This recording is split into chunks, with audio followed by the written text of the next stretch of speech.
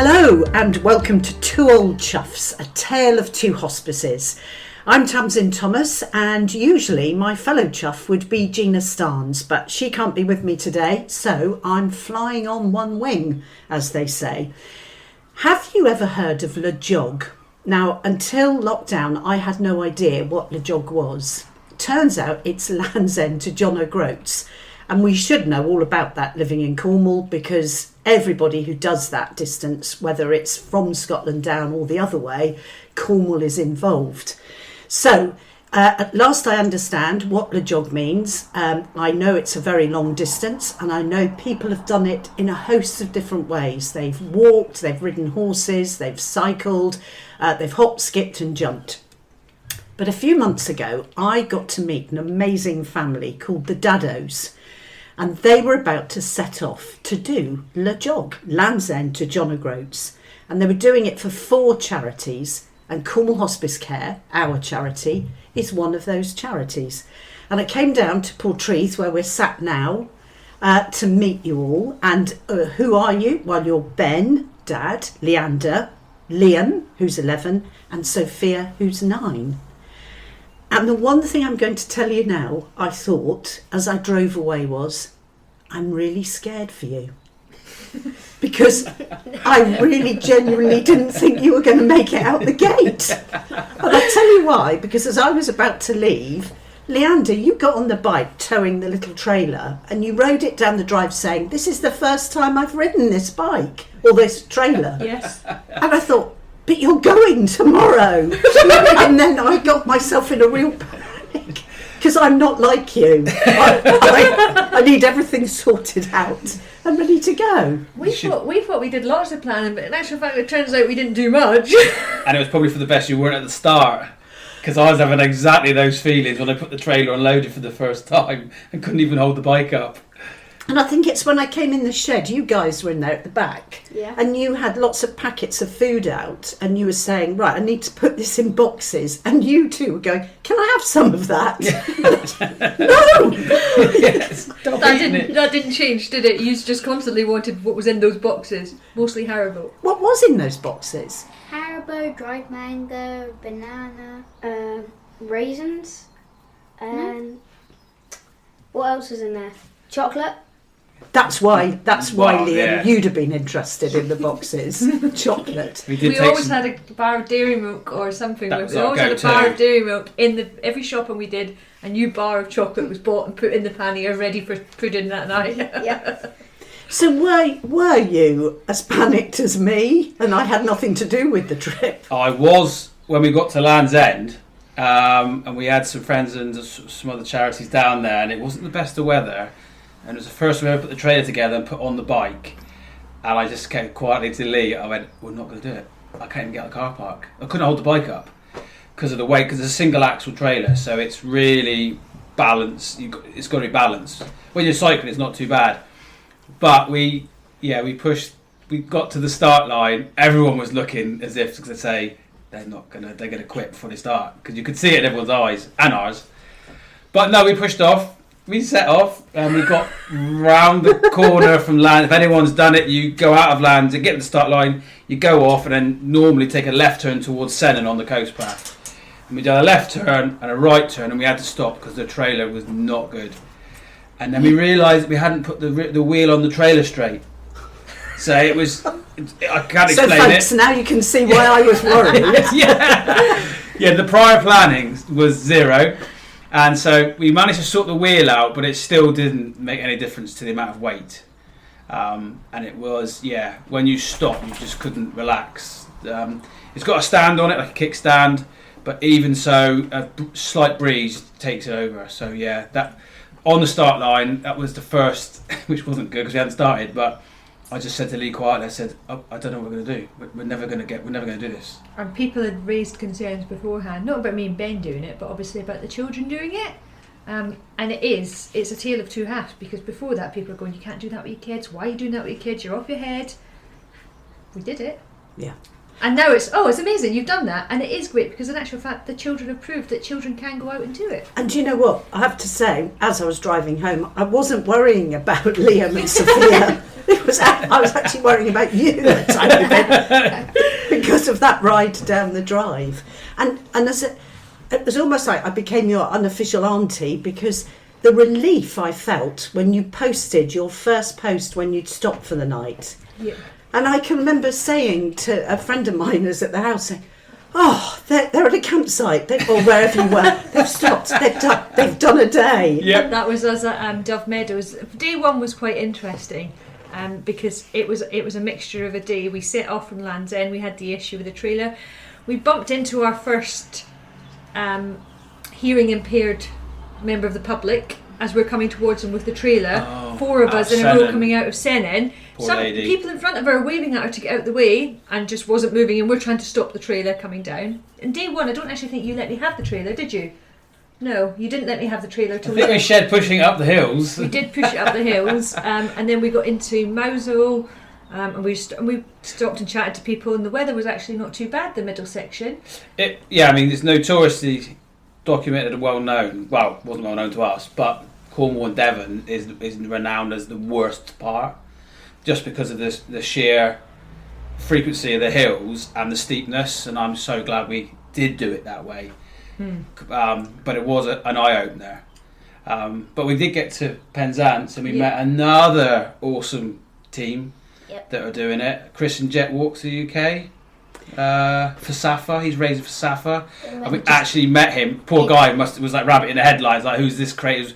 Me, Liam and Soph went to Sainsbury's to get some tea for that night, and we just seen him in the queue, and I just ran up and went, "You're doing great," and he's like, "Yeah, okay," like as if to say, "Who's this great?" But and it was in his kilt. Yes, he was. So Flip flops. Kilt and flip flops. Yeah. But yeah, it was pizzas for tea that night, so we got to Marazion, and The then best pizzas are where you fold them in half, and then you fold them in half, cut them, and then cook them. Ooh. so we've got like a sandwich maker. It's called a Ridgemont thing, and you put it on the stove. You cook it on anything. But yeah, so we learned that some friends at work taught me it. Buy pizza, fold it in half, it's like a calzone. Put it in the sandwich maker, and there you go. So we could have pizza on the road. Whilst they were hobnobbing in Sainsbury's, I was stood in the pouring rain. On your phone. No, I wasn't. I was with members of the public asking me what I was doing because I had 4 bikes with flashing lights on and full waterproofs. And the trailer. And they're going to me, "You're crazy, you're off your head. What do you mean you've got your kids with you?" It's like, "Yep, they're in the shop, they're getting some pizza for tea." And we got to Marazion, to Dove Meadows, who donated our campsite for that night. Set up the tents, the tarpaulin. At this point, Liam had a stinking cold as well. Very sore throat. And a sore throat, and we didn't get much sleep that first night. I did. It was Sophia. Well done, Sophia. There's a recurring theme. Did you sleep most nights, Sophia? Yeah. Yeah.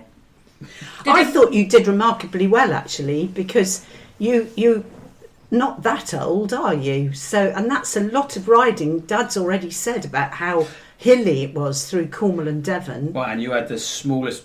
To be honest, Soph did grow out of her bike virtually on day one, and it was a balance. We didn't have time to arrange for another bike, really. So yeah, you had the smallest wheels, and at that point, the shortest legs. So you had to do more work than anyone, but you took it in your stride.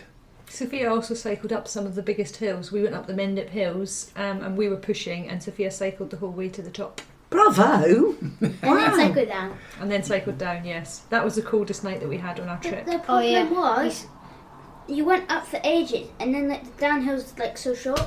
Yes. And we even said we're not going to sleep at the top of the Mendip Hills, it's going to be absolutely freezing. And we ended up sleeping at the top of the Mendip Hill. We did.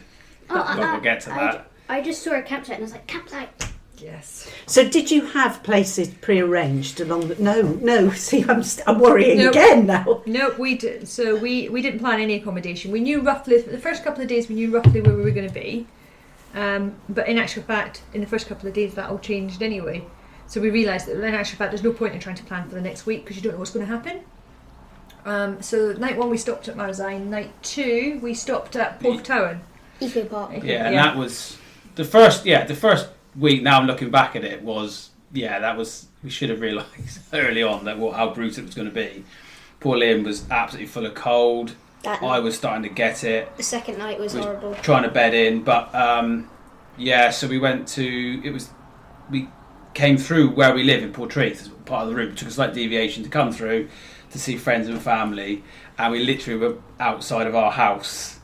Poor Liam was full of cold, we're seeing everyone, and we were like, we could just go in the house. I came in and got a jumper, and I could have jumped on my bed. We just thought maybe we will restart in a week when Liam's fully recovered and everyone else has. But I think deep down in us, we were like, no, we've started. And the determination was like, no, we'll just go and see how tonight goes. I think once we'd done that, we were sorted. And we stayed at our friend's house that night, Yeah. which was only 10 miles on the same Next path. night. Yeah, night 3 we only did 8 miles, isn't it, Yeah. from Portreath. So we did 8 miles, and we said, do you know what? They've offered us the bed to sleep on, let's just stay. And we did. We fell asleep by the fire. We'd had lovely food. We had nachos. We'd all caught up and all had a good chat. And what became apparent throughout the whole ride was those conversations when we stopped and we spoke to people. They just got us going again. In actual fact, they made it worthwhile. And had we stopped, we might not have actually got back on the bikes. Driving through when we come through the village, we actually bumped into one of our friends is one of the founder members of Penhaligons Friends, one of the other charities that we support. So that was really good to see them as well, and good photo opportunity. We had a welcoming crowd as we come down the village, to the point that they were actually tracking me on their mobile phones. So that a couple of them had it so they could see where we would be. And then we pushed on, and then we left behind. And you did meet, sorry, just to interrupt, a lot of nice, good, warm-hearted people along the whole route. It's one of the themes I noticed in your social media posts. You know, thank you, it was a privilege to meet, you know, and I thought, wow. It was phenomenal. I mean, we haven't got to say too much, but with social media, everything else, the world, if you get into it, it's, you know, can be quite a bleak place. And you start believing that everyone isn't as nice as you thought they'd be. But in actual fact, just getting out on the road, 100% of people actually, I don't think we had any bad experiences. Whether it was just because it was like-minded people drawn to us, the reasons for us doing it, I'm not sure, or the children, but everyone was so supportive, nice, stopped to talk, offering help, just support. So really restored faith in humanity. Yeah, I think that's lovely, because it as somebody watching who was vested in what you were doing, it was good to see that too. And we had help from all different type of people. So it wasn't just one type of people. We had help from random strangers who we just asked if they could point us in the right direction. We ended up camping in their field, stargazing, drinking homemade toffee vodka. Oh! Another theme that's quite reoccurring was having a drink with people, because it's a social thing. People would say, oh, you've been cycling all day, here, you have a beer. Kids, have a bar chocolate. Which was great, because we did get to meet so many people.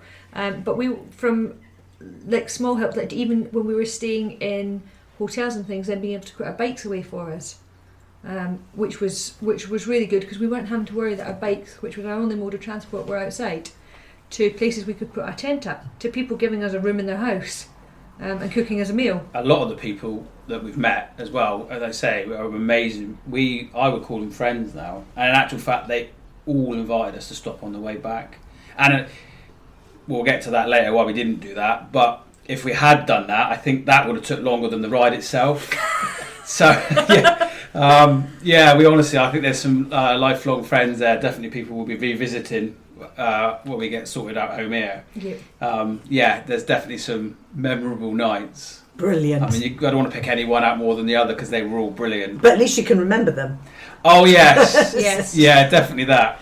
So, not sounding too parochial, but what happened when you left home territory? So for me, that would be the minute I left Devon, I'd be like, oh, I don't know where I am now. That was what I was looking forward to, I think, because it was into the unknown. I think here we knew all the get out of jail free routes. It wasn't really, we knew we could get help, we could do anything, and we was looking forward to getting outside of that. And I think when we got to Bodmin, really, wasn't it? Well, as we were coming into Bodmin, we'd come through Truro, we'd stopped at Radio Cornwall and did a bit of an interview with them. We also bought some more brake pads, because I'd already gone through a set of brake pads from Land's End to Truro. But that's less said about my driving, the better. And then we'd gone through, and that for end of that first week, we had a massive storm in Cornwall. Of course, I'd forgotten that. Yeah. Yes. And we put a shout out on Facebook and just said, can anybody help us? And one of our friends, who then took it upon himself that every time we were stopping to find the local Facebook group and put a post up. Yeah, he was brilliant. He put one up in Bodmin, and a lovely couple, Amy and Ryan, donated us a shepherd's hut. Which was fantastic. It was absolutely amazing. And also to see the storms out. We ended up staying 2 nights because of the... And actually on that night, I got a phone call from my dad to say, your gates have all fallen over and snapped off. So that was how bad the storms were. That was, so it was a great time. Yeah, we were heading out in the shepherd's hut. In a wood-fired hot tub. Wood-fired hot tub, yep. Do you want to tell us, did Daddy manage to light the wood-fired hot tub?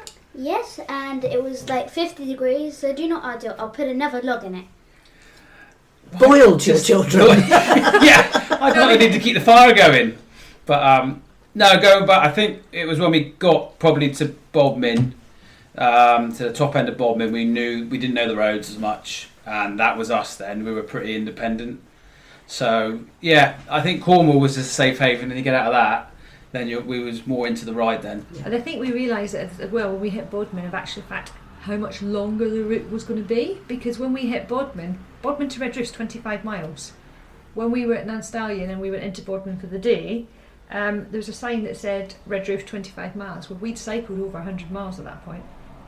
From Land's End. Because you'd gone because we were round on the zigzag, lanes. and we soon realised that taking the Sustrans cycle network, we were doing all the off-road bits and things. But yeah, we left Bodmin.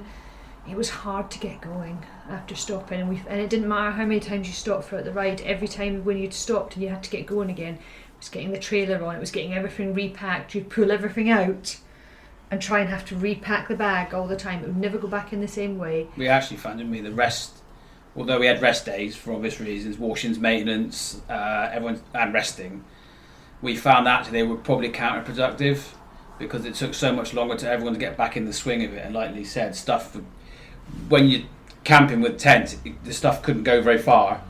When you integrate into a house or a hotel room, it goes everywhere. It's like as if the bag blew up and you're finding stuff in the bathroom and you're like, oh, this is a nightmare. So, and you followed that set route, but that didn't do you any favours once or twice, did it? Because you were following what's a proper trail, and then you'd find that the trail was closed or you were diverted.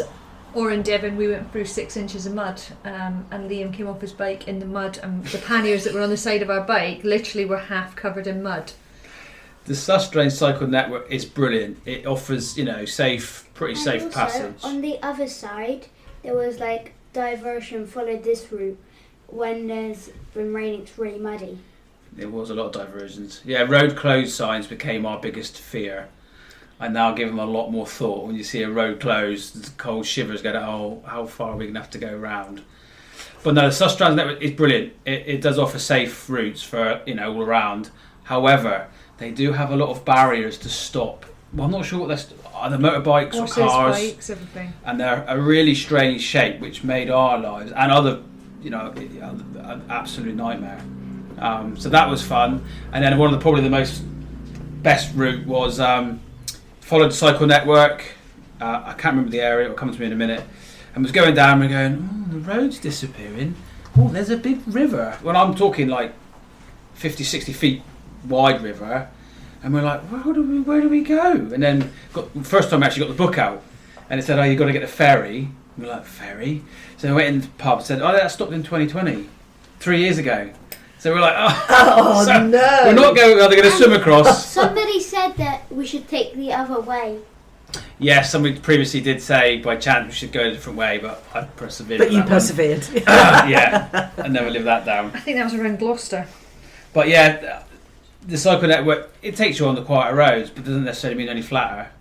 So yeah, you do. Well, I think the official route, the general route of people doing it, is around 2 weeks, and I think it's like, I might be wrong, 870-ish miles. The Sustrans network, according to the book, is 1174. So you've already gained mileage before you start.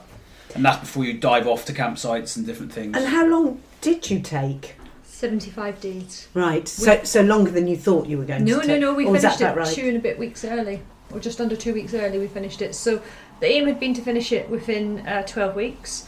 However, as we got closer to the end, someone decided that they didn't want to be cycling on the day of their 10th birthday. Yes. So we finished the ride on the 18th of June on day 75, and on day 76 Sophia turned 10. Great timing. So you finish your ride as a 9-year-old. That was the key for you, wasn't it? So where was your birthday? What did you do on your birthday? Where did we go? Went to the Orkney Islands. Ah, yes. Went to Orkney Islands and what did we do that day? We went to Hoy, didn't we? No, that was That the was day the after. next day. So we got the ferry to the Orkney Islands to go exploring, and we did explore Stromness, wasn't it? We got the Yes. ferry to. Yeah, so we explored there. Sophia had a birthday. Wasn't quite there as it was planned, but you know, still got the ferry and that. She's still going to have a birthday at some point back here. She wants to go horse riding, don't you? Easier than bike riding, maybe. maybe. So tell me, you two, what was the best bit of this whole journey? Eating and sleeping. Good. Um, And for you, Liam? I like, probably, I've said this already, but in Inverness, my favourite bike riders, Danny Maccaskill and Duncan Shaw, came to see us. And we were outside playing with the tennis ball, and then they just walked over, and I was totally shocked. That's got to be one of the best bits of the ride. Fantastic. So who are Duncan Shaw and Danny Maxwell for people that don't know? Danny Maccaskill and Duncan Shaw are Red Bull mountain bike riders and stunt bikers. And they've got the rock and roll tour, haven't they? Yeah, drop and roll tour. Yeah, I'm sure anyone listening, just Google those names, it will become And apparent. did they who just are. wander up then? Yeah, well, I think Mum sorted out. Well, our uncle's girlfriend's cousin is Duncan Shaw, and Duncan Shaw is the Red Bull mountain biker who's friends with Danny Maccaskill, and he came to see us whilst we were staying in his mum and dad's house. So, yeah. It's complicated. It's complicated. And what, I'm keeping up just. What was he impressed by what you were doing? Yeah, and Danny Maccaskill wants to take our trailer now and go do some tricks with it. There is on YouTube. There is a Danny Maxwell video. It's called. Is it Danny's Way Dare? Danny's No. daycare. Danny's Daycare. Danny's Daycare, where he has one of the children's trailers and he does some stunts. So now he would like to see what he can do with our single axle trailer. I think that's what Mum should do next. Now she's mastered towing it, she should go into stunts, shouldn't she, really? You're talking to the woman that managed to try to pull the front of the bike up and ended up on the floor. Oh, no. Before yeah. we even got out the capsule. So, yeah, well, that was in, where was that again? That was when I was in Wales That a was couple of years on a ago. different Yeah, trip. yeah. I think the top one for incidents on our accidents on our bike ride. Liam, do you want to tell the story? So we were just cycling along this nice road, and luckily my dad didn't have the trailer on. He was just on his bike, and he came up to me and said "boo," like a ghost. He came up the side of me, and both our handlebars linked, and we couldn't get apart. So he tried to swerve away, but as he swerved away, he brought me with him, and kind of crashed into the ditch. And he got up and said, "Why's my foot wet?" And he landed in the only part with a river, and I was underneath my bike on the I grass. was amazed, yeah. It was a daddy trick that went no. completely wrong, yeah. I thought you were going to talk about my Red Bull recovery. Oh, well, that's another one that, yeah, someone was sorting some clothing out after riding on a saddle for a while, and then had a wobble, and then I don't know how Soph recovered. She just went from like one side of the road to the other, skidded, Massive pile of rocks in front. basically should have gone over the handlebars and didn't. Well done. Yeah. At that point, we were trying to evade a storm, weren't we? That was around Somerset, wasn't it? We could hear the thunder and lightning. The rain was coming, and we were like, "Do we just need to?" We took a safety shelter with us just in case. And at that point, Never we were like, we "Do we need to get it out?" And we were like, "We'll just keep going for 5 minutes." And we And were we come so round glad because there's like is it a national park? It Or- was Nature reserve. Nature reserve, and there was a cafe which was open, luckily, so we could Yes. go in. And but the storm was only an hour, so an hour, and then it cleared up again. The sun Yeah. was shining. I think then we had cycled on towards Bristol, didn't we? That was Slimbridge Wells sort of area. no, Bristol was before that Yeah, I think so, yeah. because that's when Lizzie came out. Yes. That was Yes. so Anybody funny. that's listening from our village will know Lizzie Garish. You can So hear her. You can hear her before you see her. And she was tracking me on the phone, so she come and found us in Bristol and was driving up behind us, and Ben's like, "Why is that person right up close to us?" Well, we didn't realise at that point that it was Lizzie in her car. She'd come to drop off some chocolate And Spag Bol. Oh. and some spag bol. Spag Yes. bol. We try not to talk about the Bristol stop too much. No, we did lose a day to a dodgy bottle of red wine. I liked it. Yeah. I was on screen. You had a played screen all Fortnite day. today. Yes. And for you two, what was the worst bit? Manchester. I'm just going to say that now. Manchester. When we were coming out of Manchester. The one, I'll let you tell them about the first bit in a minute, but the second part, we were going along the canals and it was every bug in miles hatched and just buffs up, heads down. Just clouds. Yeah. Yeah, so Liam's right, Manchester was. So I'm a typical Cornish lad, not particularly keen on big cities, lots of people. And so Manchester was... We was a bit late leaving that morning, wasn't we? We had to do something, and it was a bit late leaving. It was raining, it was dark, we were right in the middle of Manchester. I'm sure Manchester's lovely, by the way, everyone listening, in the sun. But there's a lot of construction going on right now. Buildings being built left, right and centre. Good old sat-nav, or the maps on the phone said go one way, the sign said go another. Lee had been told to go another way. And I think it's the accumulation of everything meant I had my first major only really major meltdown. And so the bike got thrown on the floor, the phone got passed to Lee to navigate. Everyone was a little bit upset, and me included, and that was at that point I said we're all going to go home, we're selling the bikes and we're going to go home. And that was my only meltdown, I think. But I think everything just accumulated into get me out of here. What changed it? Why didn't you come home? I think just deep down knew we'd got that far, we weren't stopping. I think it was just, a typical man thing. Just, threw the bikes on the floor, said my piece. Listen, I'd have had that strop 5 yards up your road. So I admire you for getting as far as Manchester before you Well, Lee lost done really it. well, dear. It was... I think as well, I am very much one, I control everything. And so I would try and say something about navigation, and after that point I kind of went, right, okay, just shut your mouth. Don't say anything. You might want to say it, but you just have to realise that in actual fact, you can't do all the packing, sorting everything out, doing all the social media and the navigation and everything. And it's really hard because as a mum, I do a lot of the sorting out, I do a lot of and stuff. And then, to try and have that conversation, I was like, okay, just let him navigate the way he wants. But no, I did get us to the next place. Through, like Liam said, the canals, like it's hatched. And then also there was somewhere else where we went through, and there was these houses blocked off by there was police. A police cordon. There was tons of kids outside. And everything happened that day. It was a bit of a different social experience for the children as well, and they saw lots of different things through the bike ride. Saw lots of different cultures as we went through the cities and everything. And in the bigger cities, children a lot younger are out by themselves. And for Liam and Sophia, they were like, well, that child looks about 6, and they're out on their bike, and there's a police cordon and everything. So for them, that was a bit of a social overload, isn't it? Because down here, Liam gets to go to the park and back with his mobile phone, but that's only 200 metres away. But on the plus note, that wasn't it. We talk about people that we've met. We met and it was complete strangers. We'd never met them before. Nope, they'd never hosted before. Yeah, the person that stayed at the night before in Manchester put a shout out on the Facebook group locally, and they'd said that we'll put them up, and they rung us, and we were like, we're with the police cordon here, our sat nav saying we're going to be a few hours, we're just going to book into a hotel. And they're like, don't you dare, we've made food, there's stuff here for you, come here. And eventually there was only about 7:30 that we got there, actually, because once we got through the police cordon it actually went well. Apart from I told Ben to go around the car park because there was a big car park you could go through, but it turned out it flooded and he had to come back. Do you remember as we were going through that little foresty bit? I think that was before we got to... that was on the way through, that was on the same day. We don't talk about that day. That day was, it was just the weather, everything would go wrong. But that's Helen and Martin met that night, me. And Martin had cycled. Yes, he done... Wasn't it 100 miles for 20 days, the most extreme points? 4 points that's it. Of the UK. Of the UK. For charity again. Wow. Yeah, okay. so he's another level. Like-minded. Yeah. It's interesting you say about it's all those different experiences for the children, because right at the beginning you said there were people who raised their eyebrows and said, why are you doing this with 2 children?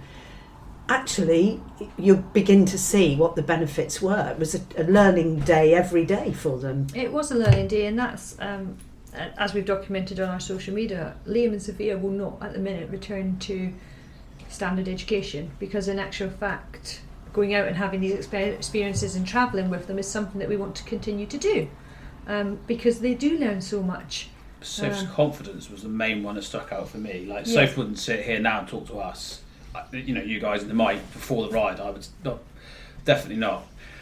But her confidence towards even midway through, She'd be talking to strangers, and she would never have done that before. One thing that stands out is we were staying at a campsite in Scotland, and she'd gone to the toilet by herself, and she came back and she said, the lady in the toilet told me I can't be cycling Land's End to John O'Groats, and she said, and I told her to go and look on social media, which might sound a little bit cheeky, but also it's something, well, actually, no, I am doing it, and I'm going to turn around and tell you that I am doing it as much as it's not an activity that everybody does every day, but part of the reason for doing it, and one of the things that stayed with us throughout, is every day was an adventure.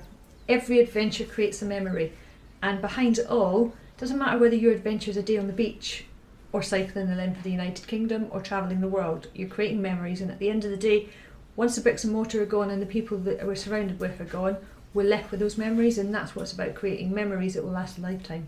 And that's what Cornwall Hospice Care is about as well. It's about helping people to create memories and be precious and look after those memories right up to the moment that you die. Such a key. Yeah. We're going down a whole different avenue now, but one of the things that always makes me very sad is it's very difficult now to go on adventure holidays or adventure experiences. So when I was a teenager, I got sent off to sail on a tall ship. Yeah. Best thing that ever happened to me. Really scary, like it was at the start for you guys. But by the end of it, I was a different person. I'd learnt a lot. I learnt a lot about myself. And I admire you because you've gone, right, let's go on an adventure. And that's how you learn, isn't it? You remember that more, I think, than a book. These guys, we would stop and people would comment on it. And not always. Generally, actually, if we had a real bad tiring day, they would jump. Both kids, Liam and Soph, tents would be out, tents would be going up. We didn't have to even talk to them. And by the halfway through, the stove was made. They could light the stove safely, cook a meal. Our basic meals, but they could do. Yeah, but they could do that themselves. Liam, he loves numbers, and I used to say that's never going to be right. But speed times distance, I never taught him. I don't know where he got it from. Literally, he'd be going. I could see, like you see on the films, that a number is spinning around his head, and he'd be like, "We're going to be there at 5:30," and unbelievably, he was pretty much bang on. We never taught him. And if we stopped, he'd go, right, okay, we're now not going to arrive till 6:30. Well done, ETAs. Soph was logistics, always sorting stuff out. She knew where everything was. She knew how to get the kettle on in the morning. If we were looking for something and we couldn't find it, she'd tell us where to find it. And she's also the puncture queen. She had, apart from towards the end of the ride, she had all the punctures. No, the smallest bike, all the punctures. This isn't turning out so good, is it? Well, when I got my puncture, I don't know how I got it. We were sitting. This was in Inverness, as I talked about earlier. My bike got a puncture whilst it was in the garden, somehow, and then you went off to drop because we had our van for the weekend because it was in Dingwall, wasn't it? Yeah. You went to drop it off again because we had it, and then when we started, we were about to just leave. We come back and I had another puncture. You did, didn't you? You got two in one day. Me and Ben did run tubeless, so we didn't have any inner tubes. We had gunk in our wheels. That's how I'll describe it. I'm with you. Yeah. I understand that. That makes perfect sense. Don't talk technical. You're listening to Two Old Chuffs, A Tale of Two Hospices. It's the Cornwall Hospice Care podcast with me, Tamsin Thomas, and the wonderful Daddow family from Portreath, who rode their bikes as a family from Land's End to John O'Groats. Tell me about the 4 charities, because you had a purpose to this ride, as well as creating this wonderful adventure as a family. You gave yourself a driver, if you like. But to be fair, when we first started talking about the ride, we weren't going to do it for charity. We were just going to go out and create those memories because that's what we wanted to do. But as time went on, we realised that in actual fact, we couldn't not do it for charity because it was such a big thing. So then it was time to try and narrow it down. And it's hard in this day and age. There's so many charities that need assistance, but we wanted to pick charities that meant something to us. So over the last few years, we've had the support locally of Marie Curie, Cornwall Hospice and Penhaligon's Friends, and me and Ben are both ex-Navy, so we chose the Veterans Foundation. The Marie Curie nurses came in and helped us here in the house with them, caring for Ben's mum and stuff in her last few days before she went to the hospice. Then Penhaligon's Friends. Did you say it? we lost my mum to cancer back in 2020. So that's where it all leads to. It's what it links up with. Thank you. Do you want to talk about Penhagen's Friends? Penhagen's Friends, it's actually really good because I was a lot younger then, but we went to this, what was it called? Like a memory day. Memory day, and we got to do, so in the morning we made like booklets of what we would miss and what they loved doing, and we would be able to like design a box, and I've still got that box because you could pick somebody to have it on, and then the next thing you'd do, you'd make a family tree with buttons, and you'd stick all the buttons on where you wanted. And then we had break, and we had my favourite part was we would have a ham sandwich, and we got mint clubs. Mint clubs are one of the best chocolate bars in the world. And did you make your box about? Yeah. Did you call her grandma? Granny? So this was before we lost Mum. We've had Penhagen's help for 2 years. Mine was on was Papa's, would that be our great uncle? Uncle Brian. Uncle Brian, and then great nan Ethel, and then Auntie Nikki's another one. yes, so I think. Right, yeah. So did her box. And then we went out for break, and we got to play basketball. We got to play football. Then we came back inside, and they each gave us a glass candle, and we got to design the outside of the candle. And then we went into the hall and lit them and thought about them. Oh, how lovely! Then we went back and put closed up our boxes, and we made a sand thing. I've never heard of them until I done it. So you put different colours of sand in, and you compact them down. You put the lid on, and you get a little booklet and write why you put those colours in. So, and then I've still got my box upstairs under my bed. Yes, so Penhagen's Friends do the memory days, and in actual fact what was really good was I went along with the children did their activities, but it wasn't just about the children. I was in a room of like-minded adults, and we were having conversations, and I made a memory book about someone who'd passed away close to me, and I made a sand memory jar as well, and it was really good because in actual fact they were there to help everybody. So fundraising for Penhagen's Friend, they'd been helping us 2018 to 2020. We had multiple bereavements, so they'd been working with us right through until the time of Ben's mum's passing as well, so we'd already had previous contact with them, and they'd supported us through the memory days. They also during COVID sent out packs to Liam and Sophia and lots of other children that they'd been helping, just to help them obviously, because that added extra feelings, pressure, and that to having to deal with what had gone on for children that had suffered a bereavement as well. So yeah, they were one local charity, and one of the ladies who I didn't know until I'd actually read her book recently, that I swim with locally, was one of the founding members of the charity, which made it even more emotional and more of a charity that we wanted to give back because they'd helped us as well. And it's really good because they split. I don't know if for some people it could be bad, but they split you up into like similar age, so you can meet kids which you'd be in the same year at school, or so you're the same age, and you can. So you're just in a class of older kids than you. So it's quite nice. Oh, that sounds like it was really beneficial. And of course, Ben, your mum was with Cornwall Hospice Care at St Julia's Hospice. That's it, yeah. So tell me, if you can, a little bit about that experience. Yeah, so in the August of 2019, Mum, well, prior to that, was diagnosed with cancer. I had the all clear in the August. And then unfortunately, in the December of 2019, we found that it had raised its head again. And then it had come back with quite a vengeance. So yeah, in the January, Mum was home here to start with, but she needed to be into care, so she went down to St Julia's Hospice, and saw her days out from there. But like we've said in the initial thing, the care we've had, and like we was talking about with the kids having their scampi and chips, and we could go down at any time individually or as a team. Even Molly, our dog who Mum used to love, she's here with us, came down to see her. It was an amazing place, and I'd never been involved. It sounds bad, maybe of an age where you see the hospices, you don't really understand. Well, no, I don't understand, but yeah, they do what they do. It's only when you then are drawn into there through family or directly, you go, oh, okay, what do we do if these people do an incredible, there's no one else to do it.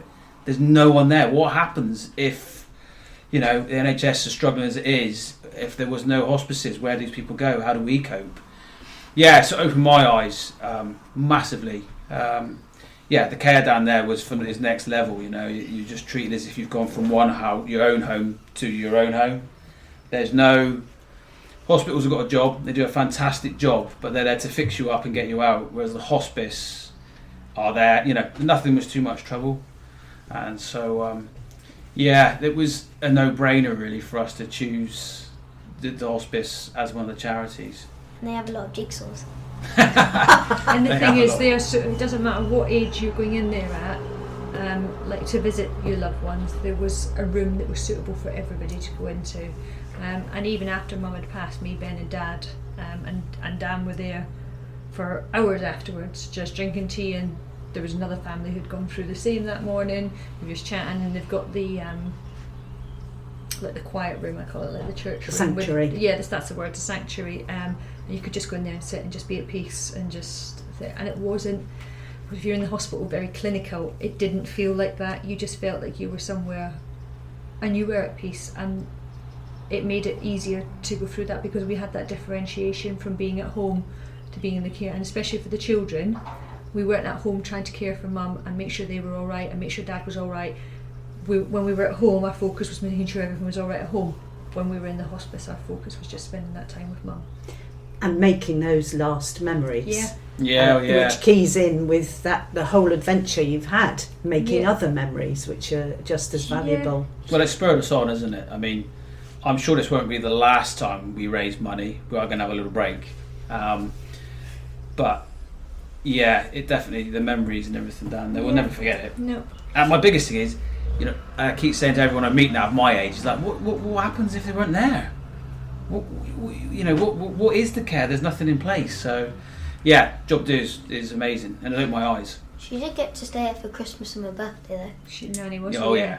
Nanny was could be quite stubborn. Well, I've asked Liam and Sophia about their best bits and their worst bits. I think it's your turn now. Let's start with the worst bit. Well, actually, Ben, you've told us about your worst bit. You had a meltdown. Yeah. That was very honest of you to share that. What about for you, Leanda? Because you're the mum. You kind of have a central role in this. I think the worst bit for me, and this was more to do with my personal circumstances. This was not being in control of my office, because I was taken out of my office and I was on the road and I had to leave it to my team, and that was the hardest thing. Trying to not be on top of them, enjoy the moment with the children, but also not be seen to be on my phone all the time, and it was a real struggle. I mean, we have got a picture of we were going to Bude that night or something. I can't remember where. We're in a lay-by with a gate, and we've stopped. And she got the laptop out of her bag, and she's on the back of the trailer doing her work. Because we had the best internet. We had 5G or something. Yeah, we had the best internet out on the road, and I'd have to say, okay, I've got to run payroll. And it was the funniest. I've got to stop. It's probably the funniest Instagram post we've done. Literally working on the road. It was literally the best. Oh, that's going to be tricky because there was a lot of good bits. I probably would say it's overall the people we met. That was the impression I got from your social media posts. There's beautiful places, but it wouldn't be without the people. Because I'm quite a withdrawn, quiet. Don't really talk to. No, I do talk to people. Cornishman. Well, Leanda said that. That's always good. Yeah, but it was. It drew me out of my comfort zone. If someone said to me, "You're going to go and stay with a family of strangers for the night, tired, teasy," I'd be like, "That's not happening. No, I'll sleep in my tent in a ditch." After doing it, and the people we met and the stories, again, we probably all had some form of common goal theme. Towards the end, it was actually quite exciting to see who was going to go stay with, to find out their story and talk about yours. And that, I think, is one of the most valuable things, whether you're children, adults, whoever. It's meeting new people and chatting and finding things out about each other. I think we've that's got invited golden. When we was on that bridge in Scotland filming, we got chatting to... Well, you got... Family so filming. Lee, I've got to explain to everyone listening, Lee, my wife, kids will back me up on this. We could send Lee to the shop to get 1 pint of milk, which shop's right next door, takes half a minute to walk there, half a minute back. Takes me 20 She could be seconds. in there an hour because we're like, where, what? And the kids even now go, she's talking. So my wife has the amazing ability, which is great, To but talk also to can anybody. talk to anybody. But was on this bridge and you got talking to that group, and we've been invited to Arizona or something, wasn't it, to go for mountain cycling? biking. They would come over from America. They were hiring bikes and cycling around, and they invited us over. And then there was also Richard. Yeah. BMW new bike, diving. Oh, yes. yes. Yeah, we can talk about that in a minute. Yeah, that was. He was really funny. Oh, we'll do it while we're here quickly. Yeah. Lee and I both ex-Navy. Lee was my warfare, used to find undersea mines, if you want to call them that. And I was a clearance diver, and effectively we would go and get rid of them. And the clearance diving branch is quite a big one, it's a big social thing. Anyway, we were cycling, it'd be up in Scotland. Before we hit Freshy Bridge. Freshy Bridge, yeah. And this guy on a motorbike came flying past, stopped. I thought, and it looked like he was a Hell's Angel with the jacket. I thought, uh-oh, what have we done? And Lee goes, it's a clearance diver. And I thought she was just having too much heat, having heat stroke or something. Turns out it was a guy, yeah, he used to be a clearance diver, a little bit older than me. Bought sweets for the kids, called Richard. Lovely, yeah, absolutely. It was. They were the best person pickup had. Yeah. He had a motorbike before he had a bit of ill health, yeah. Yeah, But and then he just that Saturday, because when we met him, wasn't it Monday? Yeah. And that Saturday he had picked up his bike, and that was his first time coming out of it. He had got a brand new BMW. Did he know you were there? He, Roughly. through another friend who we stayed with, who I'd served with, is part of an association, and I think he put a post out. And then, I don't know how he found us. I think I knew he was cycling around the here somewhere, so he went off riding around till he found us. I think that's fantastic. So tell me about the end. What's it like when you arrived? And how easy was it to find John O'Groats? So the end was quite interesting. So we'd set Sunday the 19th because we were kind of working on our mileage. We then had to really slow down. We were down to doing 10 to 15 miles a day, like not let setting And off on the till last lunchtime. day, we'd done 5 miles in half an hour, and we were like, oh, And we had to we wait had to like wait for- like an hour for our uncle and auntie to get there. They'd done a lot to support us. That's Yeah. when we dropped our van off, Uncle Donald had ferried us to the train station. He'd sorted the van out for us. When we were in Inverness, he'd come and picked us up to get the van so we could use it because we were there for the whole weekend. And then when we were going through Dingwall, after getting caught in the biggest rainstorm that we'd had in weeks, to the point that we had full waterproofs on and the roads were literally just running in water. We thought it was hail. I would break the And pannier. remember when you broke the cardia? I did break the pannier, yeah. Yeah, we don't need to talk about that. You're being shopped all along. Well, I did. You know how like, as you're going through posts, you kind of get the bollards. As you're going through gaps, sometimes you get the bollards in the middle. So I come round it, and if you've seen the bike and the trailer together, it's quite a long outfit, and the pannier just clipped it. So, but I wasn't going slow either, and we were going to cross this big roundabout on one of the main roads going into Dingwall. So I wasn't hanging about on the road, and in actual fact, motorbike cyclists had stopped and blocked the traffic so we could get across easily, and some driver tried to come round the outside of them as well. So we were going to cross. I was just pedalling as fast as I can, went to go round the corner, misjudged it, and the pannier come off. It's what we thought we could get it back on, but it just The snapped. end was really nice though, wasn't it? Because like Yeah. you said, we had to slow down, so it wasn't a mad panic. We knew he was there then, in our heads, so we could relax and enjoy it and have a slower couple of days. We've been on a lovely site, The ferry night. the night before we finished Stop. that lovely Very site. nice Oh, stop, remember yes. the Very big nice teddy stuff. bear? Yeah, the guy Yes. dressed up in a big teddy bear costume to say well His done. kilt, And he that took shoes it off. off, and his face was just red, like. And this is a site that we found, and lots of sites that we found, you couldn't actually see what it was like. But when we turned up, this site, they've built it up over the years.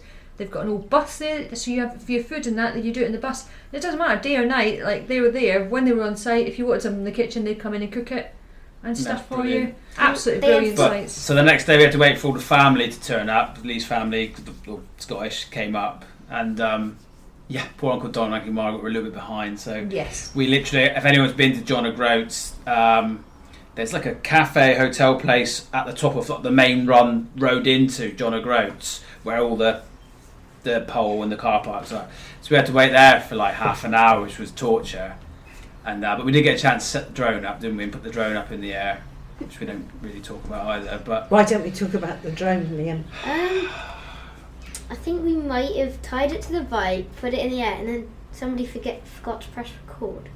So there is no record. So note to everyone who's got drone, press record. There is a small amount of footage that we managed to get live on Facebook just as we were coming in, because in actual we fact... had our GoPros. I did have GoPros, so we haven't actually done that footage. The next plan is to create a video, to create a 40-minute documentary on the ride and document that. But as everything, we're back home now and life gets in the way. But we did cycle down, got to the post, family was there. I think I bought a Prosecco, got pulled over you and your bike because it's still on there. I need to wash that off. Yeah, that was only Dad getting his revenge on me. It was nice. It was a bit of an anticlimax. All over my jumper that I needed to wear because it's cold. It Yes. was. To put my driver on. But it was like I don't know whether it was. Yeah, it was. I don't know if I was expecting something more emotionally from me, or I don't know. We just got there and it was so full on. I don't think we had a chance to. We got sweets. Because the family were good as gold, but you're trying to talk to all them. And they meant to pack all the gear in the van, and all the family loved the bits. But they all came over as well. So we're trying to pack the van up, and there's like 20 people stood behind us. And there was other people arriving behind us, people setting off, lots of tourists there. So it was, in my mind, again, I'm quite quiet. It was full on, and I was like, whoa. I wanted to take a minute, really. Quietly. Actually, we did. Me and one of you two had a little cuddle. And went off to the Me side. and you, didn't we? We had a little think about Nanny, because that's one of the main reasons why I was doing Papa? it. Yeah, I had her on my dad and that, but yeah, it was quite full on. So we got out of the main area of the post, the famous post, and then ran away. Yeah. Yeah. And there's clearly no regrets from any of you. The reason why we had to do it is because on your birthday you got some snacks. A voucher for one of the cafes. For the deli. Which was And shut. when we got there, it was shut. So we came back the next day. So we did, didn't we? We went off to, when we finished the ride, we went off to Orkney for a few days, and then the plan was to have a few weeks to travel back. But Ben's dad, unfortunately, suffered a bit of ill health, so we had to rush back. So we didn't quite get the comeback that we'd wanted. So come and see, visit people on the way back, but also other people have come and said to us, "Oh, we wanted to throw a bit of a celebration when you got back and be here to welcome you." But we achieved what we set out to achieve. We finished the ride, we raised the money, we created amazing memories. A memory that just sticks in my head is just me and Sophia. The boys have gone on ahead, we're cycling, the M6 is on the left hand side before TV services, we're on the old Roman roads, there's no cars, it's just me and Sophia cycling along. When we got there was a traffic jam with cows and sheep? Yes, there was lots of cows and sheep on the road, but we're just cycling along basically through the middle of the mountains in Scotland. There's just nobody, nothing. And it was just bliss. Definitely no regrets. In actual fact, it's definitely fueled our fire more. This, for us, is only really the start now. Oh, I don't think my nerves can take it, actually. Our social media will continue to be updated. It's all gone very quiet, because obviously with what we've been dealing with, and we come back and we're trying desperately not to get sucked back into the same life, but homeschooling has begun. But yeah, we've got plans. We just need a few pieces of the puzzle to line up. One thing that I'd like to say is there's way too many post boxes on the middle of the road in Scotland. Post boxes in the middle of the road? There's one next to we're on the countryside and there's the M6 right there. Random places, aren't they? Oh. And also, on the corner of a bend, there's just a really nice seat. Yeah, there's some random stuff on some of the roads we was on, yeah. But you'll remember that. That's the interesting thing. Random things get remembered. Well, all I can say is congratulations. Thank you. Thanks for scaring me at the very beginning, but hey. maybe you shouldn't follow our social media then. I think it's amazing what you did. It's a big thank you from Cornwall Hospice Care. But actually, I think I can probably sit here and say a big thank you from all 4 charities for what you did, because it was extraordinary. And I can't wait, actually, to hear what your next adventure is going to be. And thank you for sharing some of the memories. I think the most important thing for me is you sharing with everybody the fact that it's important to make memories. Yeah. Definitely. And to, enjoy them. Yeah. Even and it doesn't matter the size of them. I walk on the beach picking out sea glass, building a sandcastle together. Those little things are the things that will stick in our heads as well. It doesn't have to be as extreme as us. And in actual fact, we're trying to every day do something small. Like today, it's home education, but in actual fact, the children made a cake this morning. I was going to say, I'm making a cake. Yeah, those little things are memories that you will remember. Ben, Leanda, Liam, Sophia, thank you very much indeed. It's been a joy chatting to you. We could chat on and on and on. You've been listening to Two Old Chuffs, a tale of two hospices, and this is a Cornwall Hospice Care podcast.